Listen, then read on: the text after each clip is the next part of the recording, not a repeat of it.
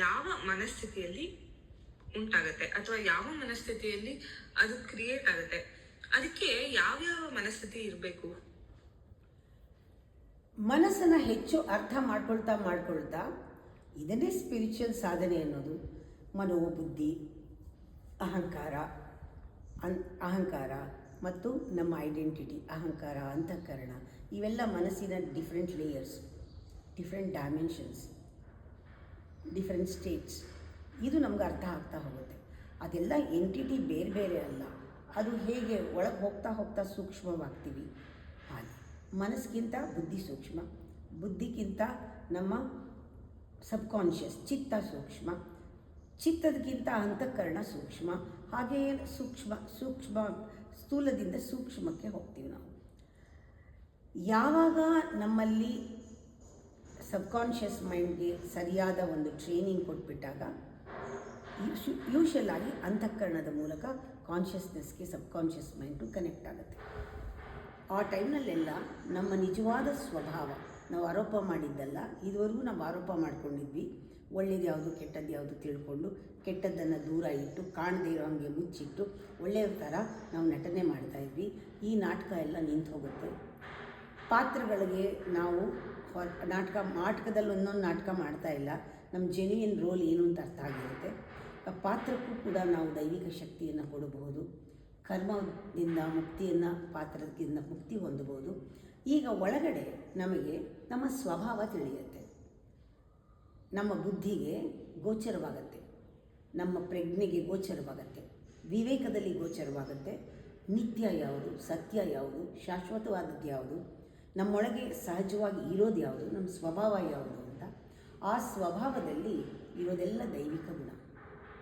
ಯಾವಾಗ ನಾವು ಜೆನ್ಯನ್ ಆಗಿ ಗ್ರ್ಯಾಟಿಟ್ಯೂಡ್ನ ಫೀಲ್ ಮಾಡ್ತೀವಿ, ಕೃತಜ್ಞತೆಯಲ್ಲಿರ್ತೀವಿ, ಜೆನ್ಯನ್ ಆಗಿ ಒಬ್ಬರಿಗೆ ಸಹಾಯ ಮಾಡ್ತೀವಿ, ಜೆನ್ಯನ್ ಆಗಿ ನಮ್ಮಲ್ಲಿ ಒಂದು ಕಂಪ್ಯಾಷನ್ ಬರುತ್ತೆ, ಜೆನ್ಯನ್ ಆಗಿ ನಮ್ಮಲ್ಲಿ ಒಂದು ಪ್ರೇಮ ಬರುತ್ತೆ, ಸ್ನೇಹ ಬರುತ್ತೆ, ಕರುಣೆ ಬರುತ್ತೆ.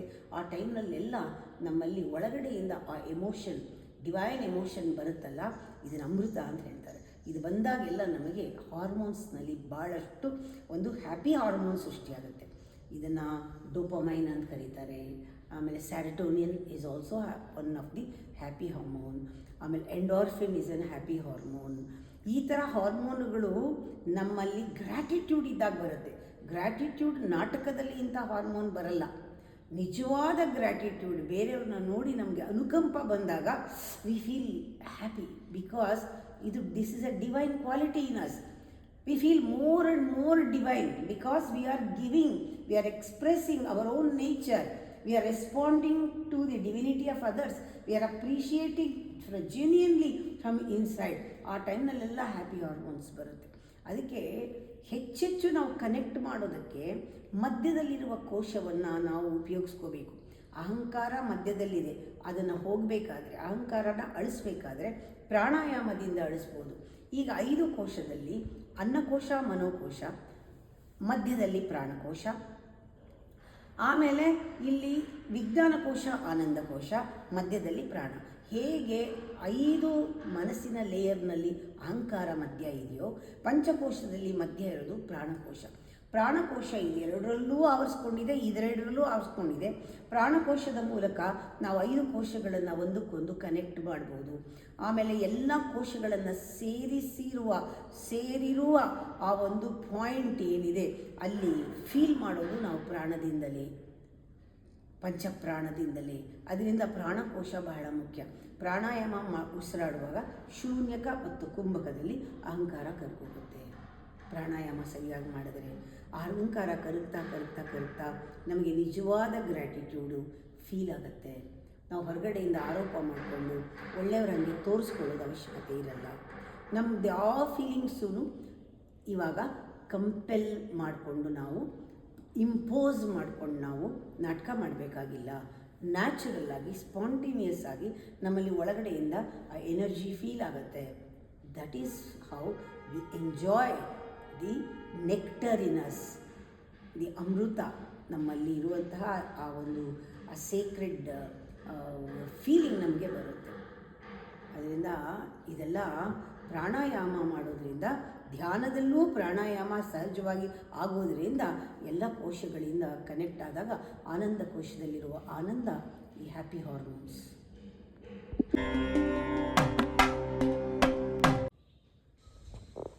ಅಮ್ಮ, ಬಹಳಷ್ಟು ಸತಿ ಭಕ್ತಿ ಮಾರ್ಗದಲ್ಲಿ ಕರ್ಮ ಮಾಡೋದು ಕಡಿಮೆ, ಆದ್ರೆ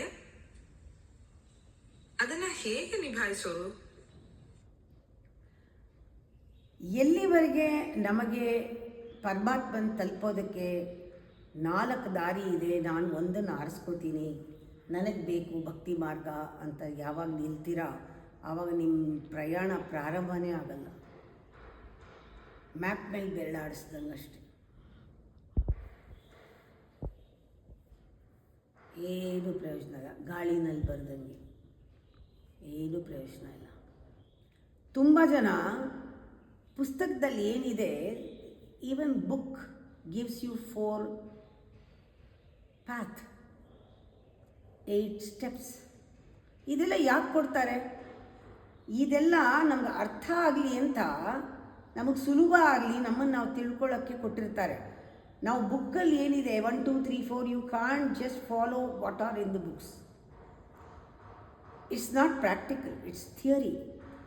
ಪ್ರಾಕ್ಟಿಕಾಲಿಟಿಗೆ ಬಂದಾಗ ನೀವು you have to understand in awareness what is bhakti yoga, what is karmayoga, what is rajayoga, what is ಜ್ಞಾನಯೋಗ.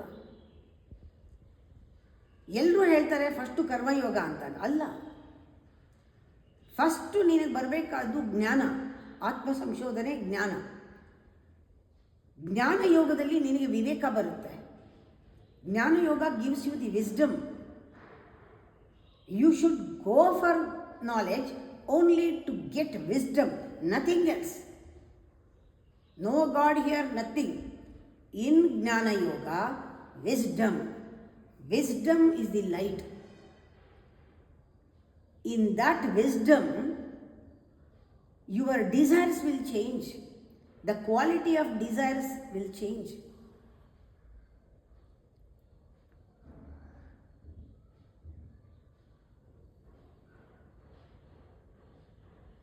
Your desires change means you don't have that selfish desire. I want this, I want this. No. We wait.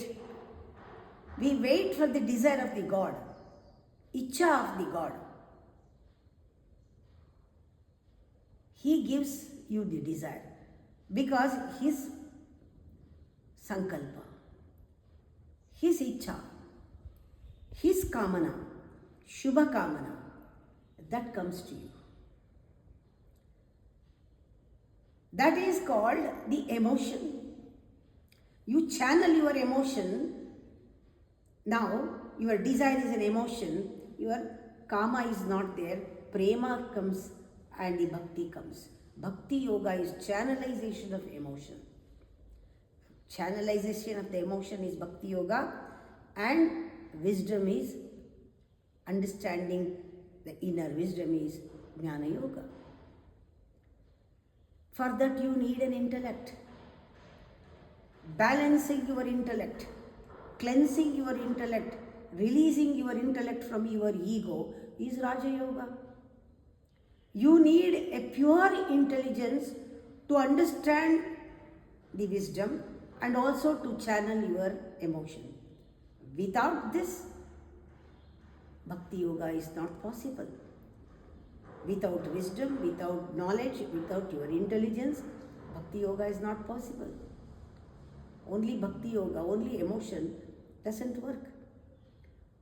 When there is wisdom, when there is pure emotion, when there is pure intelligence, then everything together comes into action. Dynamic action. Your desire becomes action.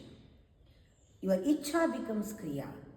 Because your Ichha is the background of Jnana. There is a Jnana there.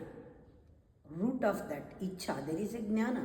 From Jnana Shakti, Ichha has come. From Ichha Shakti, the karma will come. That is the Bhakti. Bhakti contains wisdom and pure intelligence, Dhi Shakti, Buddhi, and the karma. Together, Bhakti Yoga. Don't divide karma path and don't hold on to any path and don't get stuck in one path. Only Jnana Yogi cannot achieve, only Raja Yogi cannot achieve. Only with wisdom you can sit at home. Only with that intelligence, just sit at home and argue, or you can preach, you can become a professor, you can debate. Only Bhakti Yoga, you can spend time singing kirtans, nothing happens to you. It's a temporary pleasure. Only karma, it gives you land into suffering with expectation. Without wisdom, no karma. Without emotion, no karma. Without intelligence, no karma. Your karma is incomplete. These together, these 4 yogas together, integration of all the 4 yogas. You have to revive all the yogas for your evolution.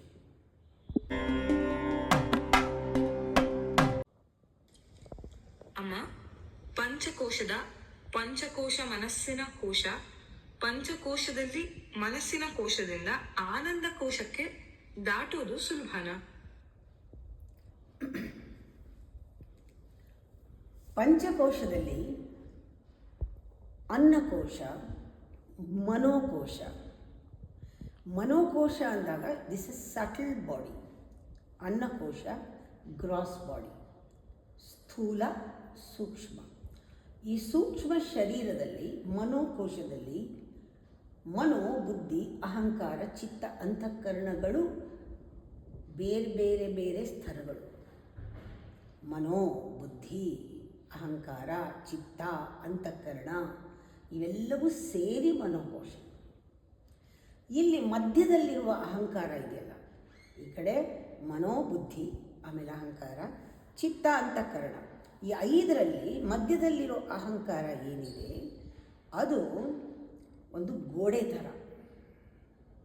ಈ ಗೋಡೆ, ಅಹಂಕಾರ ಅನ್ನೋ ಗೋಡೆ ಮನೋ ಮತ್ತು ಬುದ್ಧಿಯನ್ನು ಹೊರಗೆ ತಿರುಗಿಸಿದೆ. ಈ ಗೋಡೆಯ ಒಳಗೆ ಇಂಟೀರಿಯರ್ ಯಾವುದು? ಚಿತ್ತ ಮತ್ತು ಮನೋಬುದ್ಧಿ, ಅಹಂಕಾರ, ಚಿತ್ತ, ಅಂತಃಕರಣ. ಚಿತ್ತ, ಅಂತಃಕರಣಗಳು ಈ ಕಡೆ ಇದೆ. ಯಾವಾಗ ನಾವು ಈ ಅಹಂಕಾರ ಮೇನ್ ರೀಸನ್, ಹೊರಗಡೆಯಿಂದ ಮನಸ್ಸನ್ನು, ಇಂದ್ರಿಯಗಳನ್ನು, ಪ್ರಪಂಚವನ್ನು ಮತ್ತು ಬುದ್ಧಿಯನ್ನು ನಮ್ಮ ಅಹಂಕಾರದ ಕೈಲಿ ಎಲ್ಲಿವರೆಗೂ ಇರುತ್ತೋ ಅಲ್ಲಿವರೆಗೂ ನಾವು ಒಳಗಡೆ ಹೋಗೋಕ್ಕಾಗೋದೇ ಇಲ್ಲ.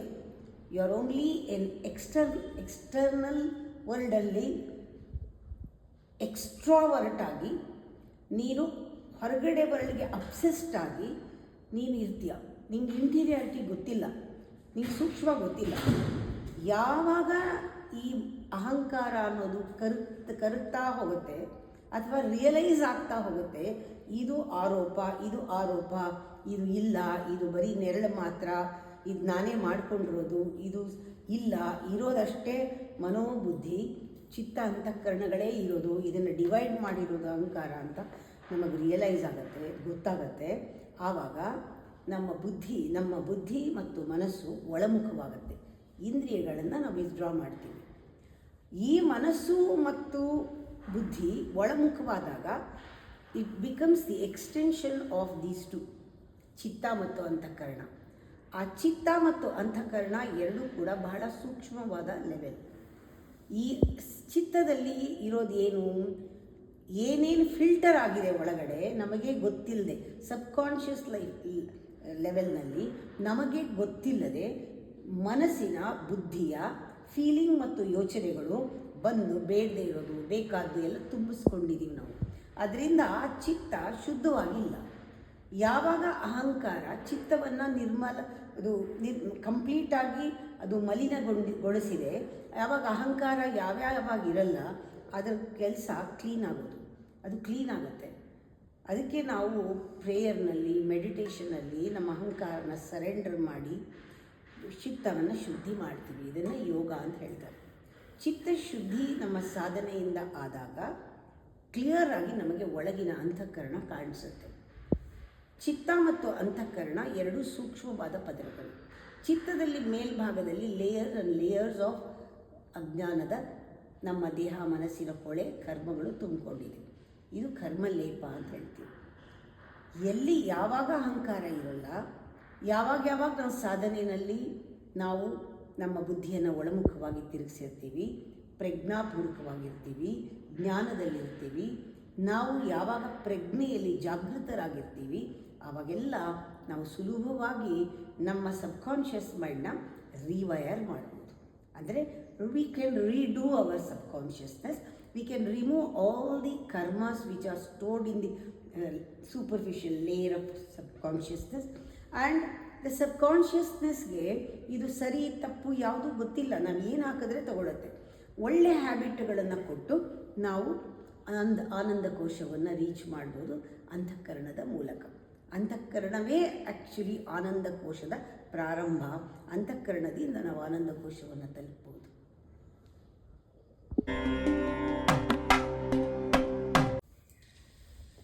ಅಮ್ಮ, ನಾವು ಮಾಡುವಂತಹ ಕರ್ಮ ದೇವರಿಗೆ ತಲುಪೋದಕ್ಕೆ ಸುಲಭ ಮಾರ್ಗ ಯಾವುದು?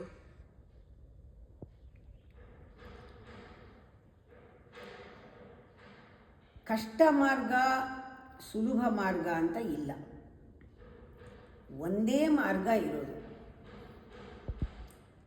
ಕರ್ಮ ಮಾಡೋದಕ್ಕೂ ಆಗೋದಕ್ಕೂ ವ್ಯತ್ಯಾಸ. ಕರ್ಮ ಮಾಡಿದ್ರೆ ಭಗವಂತನಿಗೆ ತಲುಪಲ್ಲ, ಕರ್ಮ ಆಗಬೇಕು. ಕರ್ಮ is N expression, it is not A job or it is not a work, it's not a doing process alla, it is an expression of your being, your state of being. ಇಲ್ಲಿ ಕರ್ಮಯೋಗ ಪರಮಾತ್ಮನಿಗೆ ತಲುಪೋಕ್ಕಿಂತ ಪರಮಾತ್ಮನ ಶಕ್ತಿ, ಪರಮಾತ್ಮನ ಒಂದು ಇಚ್ಛೆ, ಪರಮಾತ್ಮನ ಜ್ಞಾನ, ಅದರ ಶಕ್ತಿ, ಪರಮಾತ್ಮನ ಇಚ್ಛೆ, ಅದರ ಶಕ್ತಿ, ಪರಮಾತ್ಮನೇ ಮಾಡುವ ಕ್ರಿಯೆಗಳು ಏನು, ದೈವಿಕವಾದ ಕೆಲಸಗಳು ಎಲ್ಲ ಅವನೇ ಮಾಡಿಸ್ತಾನೆ, ಅವನೇ ಮಾಡ್ತಾನೆ. ಆ್ಯಕ್ಚುಲಿ ಮಾಡೋದಕ್ಕೆ ಒಂದು ಇನ್ಸ್ಟ್ರೂಮೆಂಟ್ ನೀನಷ್ಟೇ. ಅವನೇನು ಹೇಳ್ತಾನೆ ಭಗವದ್ಗೀತೆಯಲ್ಲಿ, ನೀನು ಒಂದು ಸಾಧನ ನನಗೆ, instrument. I will work through you. Karma-yoga is God working through you. You are not doing anything. It is not your desire. It is not your sankalpa. It is God's sankalpa. ದೇವರಿಗೆ ಗೊತ್ತು, ನೀನು ನಿನ್ನ ದೇಹ ready ಇದ್ದರೆ, ನಿನ್ನ ಮನಸ್ಸು ready ಇದ್ದರೆ, ದೇಹ ಮನಸ್ಸು ಯೋಗದಲ್ಲಿದ್ದರೆ, ನಿನ್ನ ಅಹಂಕಾರ ಆ ಕ್ಷಣ ಇಲ್ಲದೆ ಇದ್ದರೆ, ನೀನು ಪ್ರೆಸೆಂಟ್ ಮೊಮೆಂಟಲ್ಲಿದ್ದರೆ, ಹೊರಗಡೆಯಿಂದ ಈ ಸಿಚುಯೇಷನ್ನ ನೀನು ಜ್ಞಾನದಲ್ಲಿ ಕ್ರಿಯೇಟ್ ಮಾಡ್ಕೊಂಡಿದ್ದ ಗಳಿಗೆ God connects. There will be a connection between you and the universe, you and God. Now there is nothing to do, you have to be, simply be. Everything happens through you. ಭಕ್ತಿ ಒಂದೇ ಇದಕ್ಕೆ. ಭಕ್ತಿ ಪ್ರೇಮ. ಭಕ್ತಿ ಪ್ರೇಮದ ಪರಾಕಾಷ್ಠೆ. ಪ್ರೇಮ ಮೋಹ ಇಲ್ಲದೇ ಇರೋ ಭಾವ. ಯಾವಾಗ ಅಹಂಕಾರ ಇಲ್ಲ, ಮೋಹ ಇಲ್ಲ. ಯಾವಾಗ ಮೋಹ ಇಲ್ಲ, ಪ್ರೇಮ ಇದೆ. ಯಾವಾಗ ಪ್ರೇಮ ಇದೆ, ಅದು ಭಕ್ತಿ ಆಗ್ತು. ಪೂರ್ಣ ಪ್ರೇಮ, unconditional love becomes devotion. When there is a devotion, even in devotion, when you become pure, tamasic devotion ಇದೆ, ರಜಸಿಕ್ ಡಿವೋಷನ್ ಇದೆ. ಅಪೇಕ್ಷೆಯಿಂದ ಭಕ್ತಿ ಬರುತ್ತೆ, ಅಥವಾ ಏನೋ ಒಂದು ಎಕ್ಸ್ಚೇಂಜ್ಗೆ ಭಕ್ತಿ ಬರುತ್ತೆ. ಏನೂ ಬೇಡ, ನಾನು ಕೊಡ್ತೀನಿ ಅಷ್ಟೇ, ಸಮರ್ಪಣ. ಅಲ್ಲಿಂದ ಭಕ್ತಿ ಬರುತ್ತಲ್ಲ, ಆಗ ನೀನೇ ಇರಲ್ಲ. You are totally absent. You become zero. And you feel his presence. He is present, you are absent. You become God. And whatever you do, God is doing through you.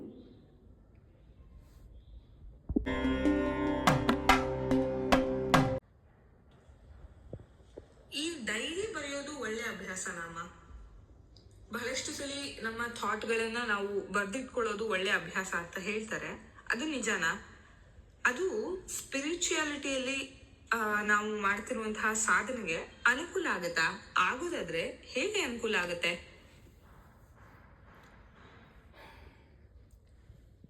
Dairy ಬರೆಯೋದು ಇದನ್ನು ನಾವು ಪ್ರಶ್ನೆ ಕೇಳ್ಕೋಬೇಕು, ಯಾಕೆ ಬರೀತೀವಿ ಅಂತ. Number one, no ಬಡಿ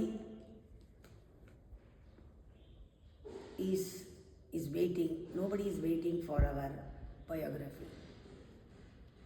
ನಮ್ಮ ಕತೆ ಯಾರಿಗೂ ಬೇಕಾಗಿಲ್ಲ.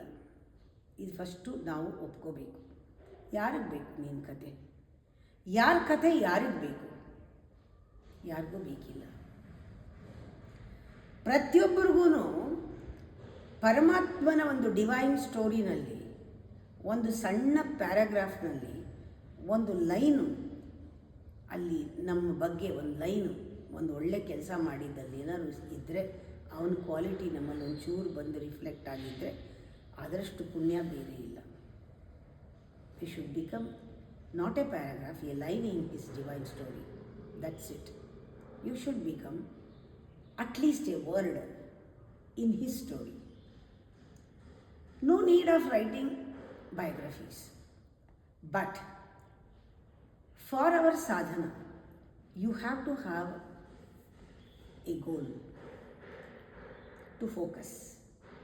For that goal, every day, how much you have covered the distance, progress, to know the progress, to how much you have covered the distance in that direction. Are you progressing or not? How many steps you have taken today? Right steps you have taken today. Every day, what's your, how much you have grown? ಎಷ್ಟು ಬೆಳೆದಿದೆಯಾ ನೀನು? ಎಷ್ಟು ಸೂಕ್ಷ್ಮ ಆಗ್ತಾ ಇದೆಯಾ ನೀನು? ಎಷ್ಟು ಬದಲಾಗ್ತಾ ಇದೆಯಾ ನೀನು? ಎಷ್ಟು ಮುಂದುವರೆದಿದೆಯಾ ನೀನು? ಎಷ್ಟು ನಿನಗೆ ಯಾವ ರೀತಿ ಪರ್ಸೀವ್ ಮಾಡೋದು, ಕ್ಲಾರಿಟಿ ಬಗ್ಗೆ ಎಷ್ಟು ಡಿಫ್ರೆನ್ಸ್ ಇದೆ? ಮುಂಚೆ ಇದ್ದಿದ್ದಕ್ಕೂ ಇವಾಗ ಇದ್ದಿದ್ದಕ್ಕೂ, ನಿನ್ನೆ ಇದ್ದಿದ್ದಕ್ಕೂ ಇವತ್ತಿದ್ದಕ್ಕೂ, ನಾಳೆ ಇನ್ನೂ ಚೆನ್ನಾಗಾಗಕ್ಕೆ ನಾನು ಇವತ್ತೇನು ಮಾಡಬೇಕು ಅನ್ನೋದ್ರ ಬಗ್ಗೆ ಚಿಂತನೆ ಬಂದಾಗ ಒಂದೆರಡು ಲೈನ್ ಬರ್ಕೊಂಡು ಪುನಃ ವಾಪಸ್ ನೋಡಿ, ಇಲ್ಲಿಂದ ಇಲ್ಲಿಗೆ ನಾನು ಬೆಳೆದಿದ್ದೀನ, ಗ್ರಾಫ್ ಮೇಲೆ ಹೋಗಿದೆಯಾ, ಕೆಳಗೆ ಬಂದಿದೆಯಾ ನೋಡ್ಕೊಳಕ್ಕಷ್ಟೇ. ಇನ್ನು ಮಿಕ್ಕಿದ್ದೆಲ್ಲ ಬರೆಯೋದು, ಸಾಮಾನು ಏನು ಮುಗಿದೋಗಿದೆ ತರೋದು, ನೆನಪಿಟ್ಕೊಂಡು ಯಾರನ್ನ ಮೀಟ್ ಮಾಡೋದು, ಯಾರಿಗೆ ಫೋನ್ ಮಾಡಬೇಕು, ಯಾರನ್ನ ನಾನು ಹೋಗಿ ಸಹಾಯ ಮಾಡ್ಬೋದು, ಇವತ್ತು ಯಾರನ್ನ ಮೀಟ್ ಮಾಡ್ತಾಯಿದ್ದೀನಿ, ನಿಮ್ಮ day to day daily activity ಮರಿದೇ ನೀವು ಮಾಡುವಂಥ ಕೆಲವು ಡ್ಯೂಟೀಸ್, ಕರ್ತವ್ಯಗಳನ್ನು ನೋಟ್ ಮಾಡ್ಕೊಳ್ಳೋದು ಕೂಡ ಒಳ್ಳೆಯದು. ಆದರೆ ಡೈರಿನಲ್ಲಿ ನೀವೇನು ಬರೀತೀರಾ, ಮಂಗಳಾರತಿ ಎಷ್ಟು ಕಾಸು ಹಾಕದೆ, ಯಾರಿಂದ ಎಷ್ಟು ಸಾಲ ತೊಗೊಂಡೆ, ಇದೆಲ್ಲ ಡೈರಿ ಬರೆಯೋದು.